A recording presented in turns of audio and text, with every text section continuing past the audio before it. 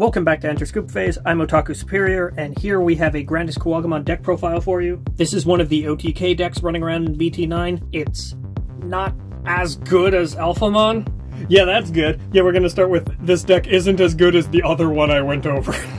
Though, to be honest, that is actually kind of true. This deck is definitely capable of fulfilling an OTK, but it does have a little bit more restrictions in terms of what kind of an evolution stack it needs. We're going to go over this deck in a different way. We're going to go over the main cards, how they work, and then fill in the blanks with extra support to help round out the deck. Of course, the primary win con does require 4 GrandisKuwagamon, and 4 of its evolution, GrandisKuwagamon. Note, you need this specific GrandisKuwagamon. You are going to need to dump money for 4 of the promo one. You need to run 4 of each. This is your win con. You'll use GrandisKuwagamon Digiburst 2 to gain security attack +1. You will do this twice. Then you will evolve into GrandisKuwagamon, double swing. That's pretty much your win. Then you'll need to deliver a final hit or evolve a hybrid. One of the nice things about GrandisKuwagamon is that it can ignore your opponent's blockers, because one of the cards we use that we have to run another 4 of gives it piercing. So you can still break 6 security. For that, we need 4 of the new promo Akuamon that was a box topper in BT9. Its own effect is actually fairly good. It's a mini ice wall, helps delay your opponent's turn, gives you a bit more time. But this is here because it gives piercing to Grandis. Now the problem with that is you need to Digiburst 4. You're bursting a 2, a 3, a 4, and a 5, so you need something else to burst.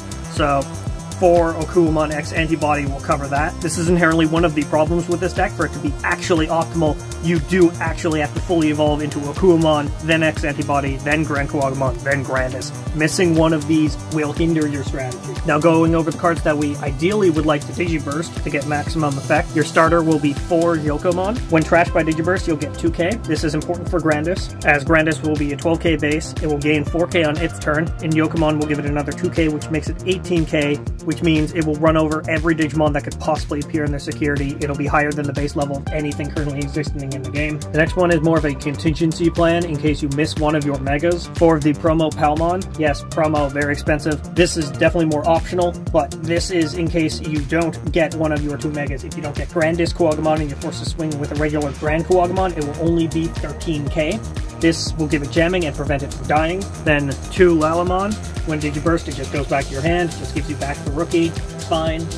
And 4 of the champion, Weedmon. This is the only Digiburst that gives us memory. This is very useful if on evolving into GrandisKuwagamon we end up at 0 memory. This will give us the 1 memory we need to go into Grandis. If you choose to opt out of the promo Palmon, which is absolutely fair, it's stupid expensive. There are alternatives. You can either run more Lalamon, you can also run EX1 Tentomon. Closing out the game after Grandis has taken out all their security, 2 Arbormon, vote one of your tamers. In this case we're running 4 of BT1 Mimi, Memory Setter. Mimi helps us to build up our breeding area. On the turn we've moved our guy up to go into Grandis, so you'll have 1 ready to go to kill on the next turn. Now for a deck like this where we need more or less a specific stack to be able to deliver a win con, run 4 of this Kokuamon x-antibody to search top 3, grab any insect or machine, which is your guys, and 1 x-antibody. I mean, a Capolo x-antibody will just run 1. It's nice to just have 1. In case we don't have the memory to evolve Grand into Grandis, we can use x-antibody to just evolve on attack. Also running 4 green memory boost, again, searches our green stuff, all our stuff is green. And in case we don't hit Weedmon, we have a 1-cost evolution Kabuterimon with a blocker to keep us alive,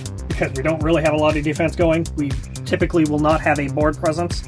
Why did I just say we have no board presence? This card's freaking Floodgates. What am I saying? 3 Terriermon Floodgates. Blocking your opponent's memory gain with everything that isn't a tamer is probably the most effective floodgate currently in the meta. And as the last 2 just for tech slots, I'm running 2 Ground Fang. Other good tech slots you could consider are Omnimon Merciful Mode, Electroshocker, etc. This will bottom deck one of their big bodies that they've already swung with, and one of their tamers they've already tapped. And that is the build. And that is my GrandisKuwagamon build for BT9. The deck is solid, but still suffers from problems like green not having enough draw. There are consistency problems. There are situations where this deck will brick, much like any other OTK deck, in which case you're usually just sitting around slowly drawing until you actually run into what you need. That unfortunately is not something we can really help, but when it goes off, it goes off. Thank you guys for sticking around till the end. For more gameplay and the occasional deck profile, be sure to subscribe. We'll have new videos for Digimon, Cardfight Vanguard, and more in the future.